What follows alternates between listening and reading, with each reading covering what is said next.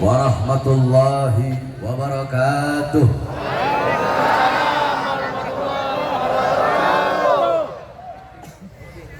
Alhamdulillah, alhamdulillahil qawiyyi sultanuh, al-wadihil burhanuh, al-mabsut fil wujud karamuhu wa ihsanuh. Allahumma salli wa sallim wa barik wa karrim wa adzim ala nuril anwar wa sirril asrar wa tiryakil akhyar wa miftahi babil yasar Sayyidina wa maulana Muhammad Muhammadin al-Mukhtar wa alihi al-athhar wa ashabihi al-akhyar adada ni'amillahi wa ifdalih, amma ba'd.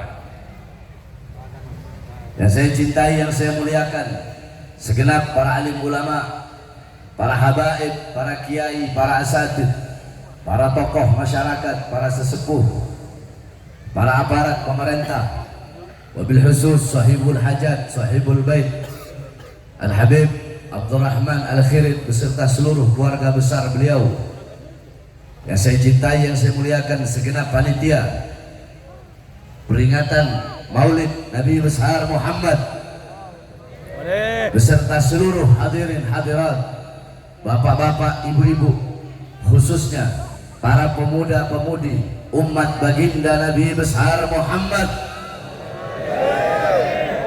yang selalu dimuliakan oleh Allah Subhanahu wa taala.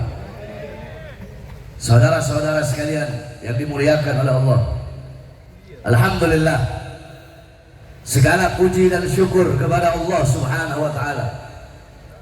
Dialah Allah Subhanahu wa taala yang maha besar, yang besar selain Allah kecil. Dialah Allah Subhanahu wa taala yang maha kaya, yang kaya selain Allah miskin. Dialah Allah yang maha perkasa, yang maha kuat, yang perkasa selain Allah, yang kuat selain Allah lemah. Dialah Allah yang maha berkuasa, yang berkuasa selain Allah, kadang berkuasa dan kadang tidak berkuasa.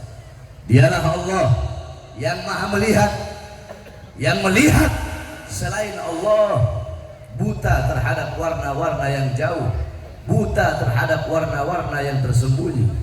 Dialah Allah yang maha mendengar, yang mendengar selain Allah tuli terhadap suara-suara yang jauh dan suara-suara yang dekat akan menulikannya. Dialah Allah Subhanahu wa taala yang maha hidup, yang hidup selain Allah pasti akan mati, yang ada selain Allah pasti akan tiada, yang wujud selain Allah pasti akan binasa. Sedangkan hidupnya Allah, adanya Allah, wujudnya Allah selama-lamanya kekal abadi, tidak akan pernah musnah dan tidak akan pernah binasa. Dialah Allah yang dimana kedekatan hamba dengannya tidak akan membuat hamba itu setara atau sama dengannya, dan jauhnya hamba darinya tidak akan menjadikan dinding penghalang, dinding pembatas yang menghalangi antara dirinya dengan hambanya. Dialah Allah yang dimana pada malam hari yang mulia ini, di tempat yang penuh dengan keberkahan ini tempat menjadi tempat yang Allah Subhanahu wa taala turunkan rahmat, Allah turunkan hidayat, Allah turunkan maghfirat, Allah turunkan berkat. Hamba-hamba yang duduk di majelis pada malam hari ini menjadi hamba-hamba yang mulia, yang dimuliakan oleh yang maha mulia. Hamba-hamba yang duduk pada malam hari ini menjadi hamba-hamba yang Allah ampuni dosa-dosanya yang telah lalu dan dosa-dosa yang akan datang, dosa-dosa yang tampak dan dosa-dosa yang tidak tampak, dosa-dosa yang besar dan dosa-dosa yang kecil. Kita duduk pada malam hari ini, Allah Subhanahu wa taala tanamkan dalam hati kita cahaya kasih sayang, cahaya pengampunan, cahaya petunjuk, cahaya hidayah, cahaya taufik. Sebab duduknya kita pada malam hari ini mendapatkan keberkahan, mendapatkan kemuliaan, mendapatkan keagungan, mendapatkan keutamaan daripada maulid baginda Nabi besar Muhammad sallallahu alaihi wasallam. Saudara-saudara sekalian yang dimuliakan oleh Allah, tadi guru kita Habib Zaki telah panjang lebar menjelaskan tentang akhlak Nabi Muhammad, menjelaskan budi pekerti Nabi Muhammad, adabnya Nabi Muhammad sallallahu alaihi wasallam, menjelaskan sirah Nabi Muhammad, tarikh baginda Nabi besar Muhammad sallallahu alaihi wasallam. Jadi pada kesempatan yang mulia ini saya nggak bisa lama-lama. Saya baru sampai tadi sore. Saya habis dapat dari Sulawesi, acara haul saya punya abah, haul yang ke-12. Tadi dari Sulawesi itu saya perjalanan dari kemarin malam. Perjalanan dari kemarin malam sampai bandara tadi sekitar jam 1 siang. Langsung saya tiket ke Surabaya, nyampe Surabaya sore, langsung perjalanan ke sini. Jadi saya belum istirahat, belum tidur. Saya hanya menyampaikan sedikit saja, walaupun sedikit, tapi insya Allah bermanfaat. Hadirin sekalian yang dimuliakan oleh Allah, kita duduk pada malam hari yang mulia ini. Kita mendapatkan kemuliaan karena baginda Nabi besar Muhammad sallallahu alaihi wasallam. Kalian duduk pada malam hari ini, kalian memuliakan Nabi Muhammad, kalian mengagungkan Nabi Muhammad, kalian memuji Nabi Muhammad. Ketahuilah saudara-saudara, Nabi Muhammad tidak butuh kalian memuliakannya. Nabi Muhammad tidak butuh kalian mengagungkannya. Nabi Muhammad tidak butuh kalian memujinya. Kalian memuliakan Nabi Muhammad, kemuliaan Nabi tidak akan bertambah. Kalian mengagungkan Nabi Muhammad, keagungan Nabi tidak akan bertambah. Kalian memuji Nabi Muhammad, terpujinya Nabi tidak akan bertambah. Kalian memuliakan Nabi, bukan Nabi yang bertambah mulia, tapi kalian yang menjadi mulia karena memuliakan Nabi besar Muhammad. Kalian mengagungkan Nabi, bukan Nabi Muhammad yang bertambah agung, tapi kalian yang menjadi agung karena telah mengagungkan baginda Nabi besar Muhammad. Kalian menjadi terpuji, kalian dipuji oleh para penduduk langit, kalian dipuji oleh para malaikat karena kalian telah memuji manusia terpuji baginda Nabi besar Muhammad sallallahu alaihi wasallam. Segala sesuatu yang berkaitan dengan Nabi, segala sesuatu yang berhubungan dengan Nabi, maka sesuatu itu menjadi mulia. Saudara-saudara, satu contoh, Nabi Muhammad sallallahu alaihi wasallam, yakni waktu sahar, sepertiga malam. Sepertiga malam menjadi saatul ijabah. Sepertiga malam menjadi waktu dikabulkan doa. Allah turun ke langit dunia. Allah berseru, hal min taibin, hal min mustaghfirin. Adakah yang mau bertobat? Adakah hamba-hamba yang bertobat? Aku terima tobatnya. Adakah hamba-hamba yang meminta ampun? Aku ampuni dosa-dosanya. Adakah hamba-hamba yang punya hajat, yang meminta kepadaku? Aku kabulkan permintaannya. Aku kabulkan hajatnya setiap sepertiga malam. Pertanyaannya, kenapa sepertiga malam menjadi waktu dikabulkan doa? Para ulama berkata, karena sepertiga malam, waktu sahar, sepertiga malam adalah waktu dilahirkan Nabi Muhammad, sehingga waktu lahirnya Nabi menjadi waktu yang dikabulkan doa oleh Allah Subhanahu wa Ta'ala. Waktu tersebut berkaitan dengan Nabi Muhammad, sehingga waktu itu menjadi mulia. Kita pada malam hari ini duduk di sini memuliakan Nabi, mengagungkan Nabi, memuji Nabi. Kita menjadi mulia karena baginda Nabi besar Muhammad. Alam tara jildal haqira mugabbalan bithagafi lamma ansara jildal mushafi. Tidak pernahkah engkau melihat, tidak pernahkah engkau tahu, tidak pernahkah engkau mendengar, tidak pernahkah engkau melihat kulit-kulit yang tidak berharga, kulit-kulit yang tidak bernilai, kulit tersebut dicium oleh mulut-mulut ketika kulit itu menjadi sampul daripada ayat suci Al-Quran. Andaikan kulit itu menjadi sampulnya dompet, menjadi sampulnya tas, menjadi sampulnya sepatu, maka kulit tersebut walaupun kita pegang nggak punya udhu, nggak apa-apa. Kita mau taruh di bawah, nggak apa-apa. Tapi ketika kulit tersebut menjadi sampul daripada ayat suci Al-Quran, menyentuhnya harus punya udhu, harus ditaruh di tempat yang tinggi, harus pakai akhlak, harus pakai adab di dalam membawa dan menyentuh kulit tersebut. Kenapa? Kulit tersebut menjadi mulia, kulit tersebut menjadi mulia karena bercampur dengan sesuatu yang mulia, yaitu Al-Quran. Nah, kita ibarat kulit tersebut, Al-Qurannya adalah baginda Nabi besar Muhammad sallallahu alaihi wasallam. Jadi kita menjadi mulia karena memuliakan Nabi Muhammad. Kita menjadi agung karena mengagungkan baginda Nabi besar Muhammad sallallahu alaihi wasallam. Saudara-saudara, kita duduk pada malam hari ini berbahagia, bergembira dengan maulidnya Nabi Muhammad, dengan lahirnya Nabi Muhammad. Siapa yang memerintahkan? Yang memerintahkan bukan para ustadz, bukan para kiai, bukan para habaib, bukan malaikat, bukan Nabi Muhammad sallallahu alaihi wasallam. Yang memerintahkan kita bergembira, berbahagia dengan lahirnya Nabi. Yang memerintahkan adalah Allah Subhanahu wa taala. Dalam Al-Qur'an, Allah Subhanahu wa taala berfirman, "Qul bifadlillah wa birahmati fabidzalika falyafrahu." Katakanlah, dengan karunia Allah, dengan anugerah Allah, dan dengan rahmatnya Allah Subhanahu wa taala, maka dengan karunia dan rahmat tersebut falyafrahu, hendaklah mereka bergembira, hendaklah saya bergembira, hendaklah kalian bergembira, hendaklah kita bergembira dengan adanya karunia Allah dan dengan adanya rahmat Allah. Apa karunia Allah? Apa rahmat Allah? Para ulama-ulama ahli tafsir, banyak daripada beliau-beliau mengatakan dalam kitab tafsir Jami'ul Bayan, Al-Imam Ibnu Jarir At-Tabari, dalam kitab tafsir Ma'alimut Tanzil, Al-Imam Baghawi, juga dijelaskan oleh Al-Imam An-Nasafi dalam kitab Madarikut Tanzil, Al-Imam Baydawi dalam kitab Anwarut Tanzil, Al-Imam As-Suyuti dalam kitab Ad-Durrul Manthur, Tafsir bil Ma'thur dari Imam As-Suyuti. Beliau-beliau ada yang mengatakan anugerah Allah, karunia Allah, ada yang mengatakan Islam, ada yang mengatakan iman, ada yang mengatakan Al-Quran, ada yang mengatakan ilmu, ada juga yang mengatakan akal. Sedangkan rahmat Allah, sebagaimana dalam ayat yang lain Allah berfirman, "Wa ma arsalnaka illa rahmatan lil alamin." Tidak aku utus engkau wahai Muhammad kecuali engkau adalah rahmat bagi seluruh alam semesta. Maka dengan adanya iman, Islam, Al-Quran, ilmu sebagai karunia Allah, dan dengan adanya Nabi Muhammad sebagai rahmat Allah yang paling besar, rahmat Allah yang paling luas, rahmat Allah yang paling agung, dengan adanya itu semua falyafrahu, maka bergembiralah saya, bergembiralah engkau, bergembiralah kalian, bergembiralah kita semua dengan adanya Nabi besar Muhammad sebagai rahmat Allah yang paling besar, yang paling agung, yang paling luhur. Saudara-saudara, jangankan saya, jangankan kalian, jangankan kita umat yang beriman kepada Nabi, yang cinta kepada Nabi Muhammad sallallahu alaihi wasallam.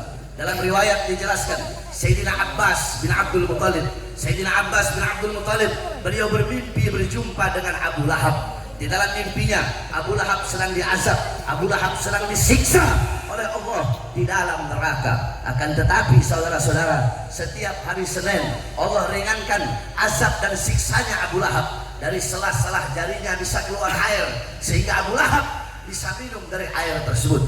Maka kemudian Sayyidina Abbas bertanya, "Wahai Abu Lahab, kenapa Allah ringankan azabmu? Kenapa Allah ringankan siksamu setiap hari Senin?" Apa jawab Abu Lahab? "Ya, karena Muhammad lahir pada hari Senin.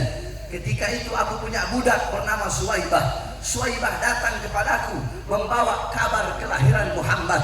Aku senang, aku gembira, aku bahagia dengan lahirnya Muhammad, dengan kabar kelahiran Muhammad, sehingga saking senangnya aku, saking bahagianya aku merdekakan Suwaibah yang telah datang membawa kabar kelahiran Muhammad. Karena kegembiraanku yang sesaat, karena rasa bahagiaku sesaat dengan lahirnya Muhammad, maka karena itu Allah ringankan azab dan siksaku hanya setiap hari Senin." Saudara-saudara, itu Abu Lahab yang mati dalam keadaan kafir, Allah ringankan azab dan siksanya setiap hari Senin karena pernah bergembira sesaat dengan lahirnya Nabi besar Muhammad. Bagaimana dengan saya? Bagaimana dengan kalian? Bagaimana dengan engkau? Bagaimana dengan kita sebagai umat Nabi? Kalau kita bergembira seumur hidupnya kita dengan lahirnya baginda Nabi besar Muhammad sallallahu alaihi wasallam. Maka saudara-saudara, bulan Maulid yang penuh dengan kemuliaan ini, bulan Maulid yang penuh dengan keutamaan ini, kita harus berbahagia, kita harus senang, pasang senyum, harus bergembira ria. Engkau kalau Idul Fitri engkau senang, engkau gembira. Kalau Idul Adha engkau senang, engkau gembira. Maka Maulid engkau harus lebih berbahagia, harus lebih bahagia daripada Idul Fitri dan Idul Adha. Karena Id sesungguhnya bagi kita adalah lahirnya Nabi Muhammad. Karena kalau bukan karena maulidnya Nabi, tidak akan ada hari-hari yang mulia dalam Islam. Kalau bukan karena lahirnya Nabi, tidak akan ada Islam, tidak akan ada iman, tidak akan ada Idul Fitri, tidak akan ada Idul Adha, tidak akan ada Ramadan, tidak akan ada Fathul Makkah, tidak akan ada hari-hari yang mulia dalam Islam, tidak akan ada bulan-bulan yang mulia dalam Islam. Kalau bukan itu diawali daripada hari lahirnya baginda Nabi besar Muhammad sallallahu alaihi wasallam. Saudara-saudara, engkau duduk di majelis memuliakan hari kelahiran Nabi, mengagungkan hari kelahiran Nabi. Ketahuilah bapak-bapak, ibu-ibu sekalian, sebelum kalian duduk di sini memuliakan kelahirannya Nabi, mengagungkan kelahirannya Nabi, telah ada satu zat yang lebih dulu mengagungkan kelahiran Nabi Muhammad, satu zat yang telah lebih dahulu memuliakan kelahiran Nabi Muhammad. Siapa? Allah Subhanahu wa taala. Allah punya cara sendiri untuk memuliakan hari kelahiran Nabi Muhammad. Kalau cara kita sebagai umat memuliakan kelahiran Nabi, mengagungkan maulidnya Nabi, kita duduk berkumpul di sini, kita baca sholawat, kita baca sirah, baca tarikhnya Nabi, berkumpul bersama para ulama, para ustadz, para kiai, para habaib, mendengarkan nasihat-nasihat, mutiara-mutiara hikmah, mutiara-mutiara ilmu dari mulut para ulama, para ustadz, para kiai, para habaib. Duduk lidah kita bersholawat, memuliakan Nabi, memuji Nabi. Itu cara kita memuliakan maulid Nabi, memuliakan kelahirannya Nabi. Tetapi Allah punya cara tersendiri untuk memuliakan hari kelahiran kekasihnya. Bagaimana cara Allah Subhanahu wa taala? Wulida sallallahu alaihi wasallam yaumul Itsnin 13 min syahr Rabiul Awwal amul fil. Wa summiya 'am wiladati 'amul fil li'anna malik al-Habasyah jaa ila Makkah lihadbil Ka'bah wa kana fihi filun 'azim. Rasulullah sallallahu alaihi wasallam, Nabi kita, beliau lahir pada hari Senin tanggal 12 Rabiul Awal tahun gajah.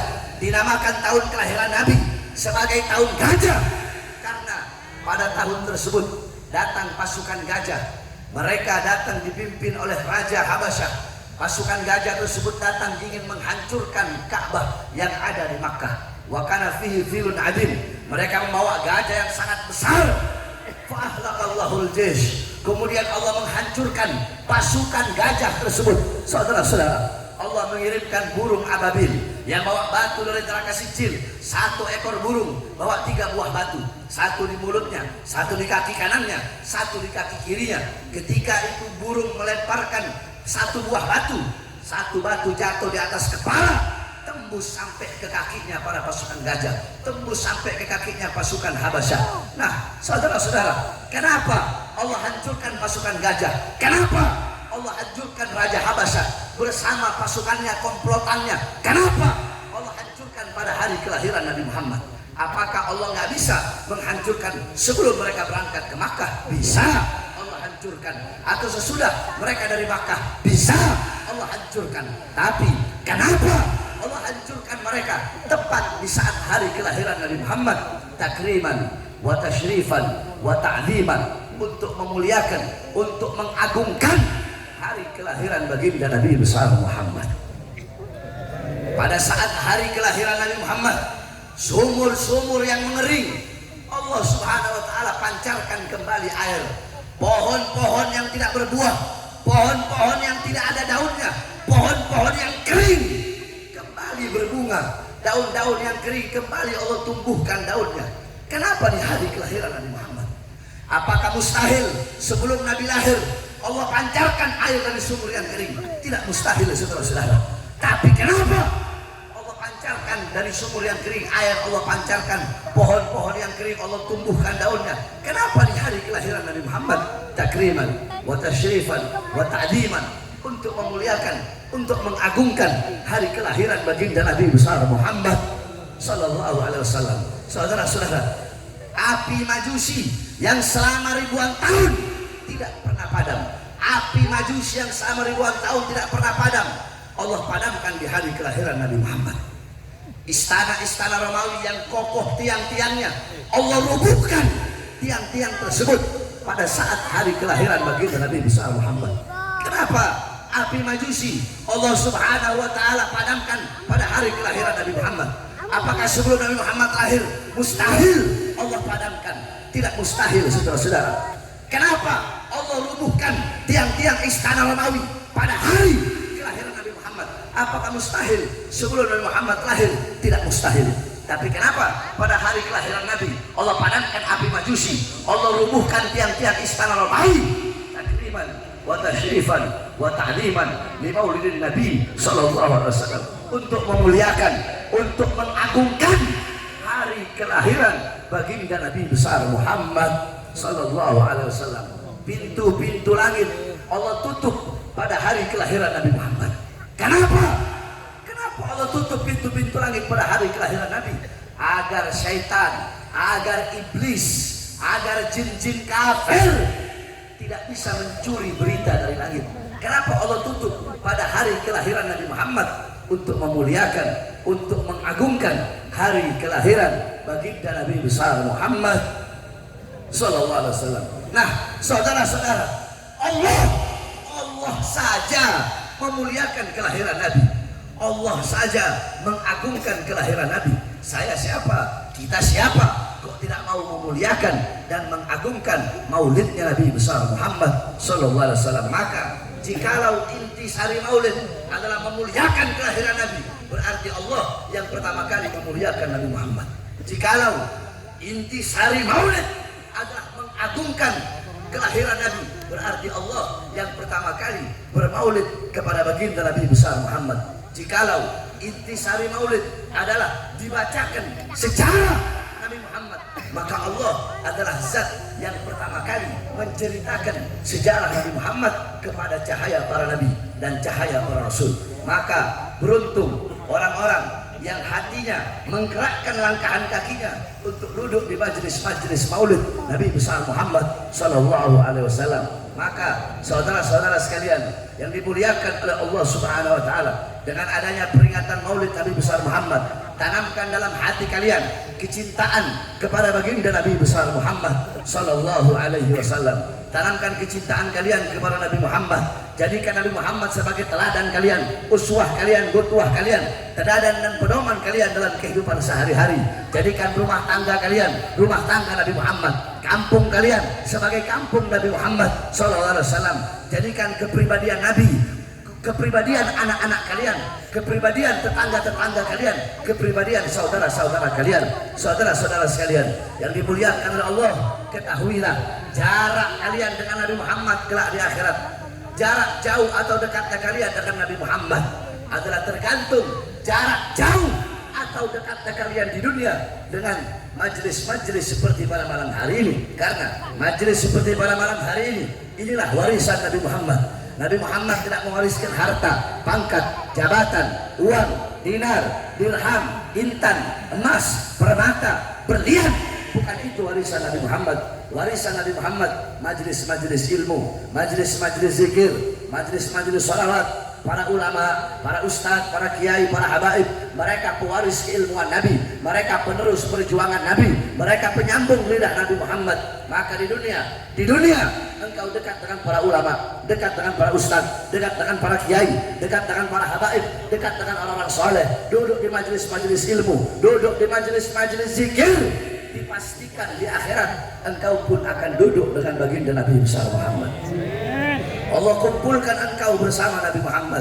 Saudara-saudara, orang-orang yang rugi di akhirat, orang-orang yang celaka di akhirat, bukan orang-orang yang datang bawa dosa yang besar, bukan orang yang datang bawa dosa yang banyak, tetapi orang-orang yang rugi di akhirat, orang-orang yang celaka di akhirat adalah orang-orang yang Allah haramkan matanya memandang wajah indah baginda Nabi besar Muhammad.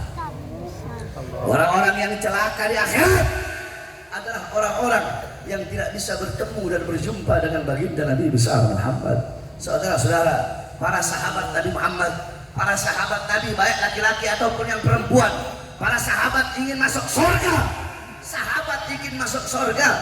Mereka punya tujuan, mereka punya harapan masuk surga. Keinginan mereka bukanlah bidadari-bidadari yang ada di surga, bukanlah kenikmatan-kenikmatan yang ada di surga, bukanlah telaga khamr, telaga madu, telaga susu, bukanlah kenikmatan yang tidak ada habisnya, bukan kenikmatan yang tidak ada putusnya. Tetapi tujuan para sahabat ingin masuk surga hanya satu.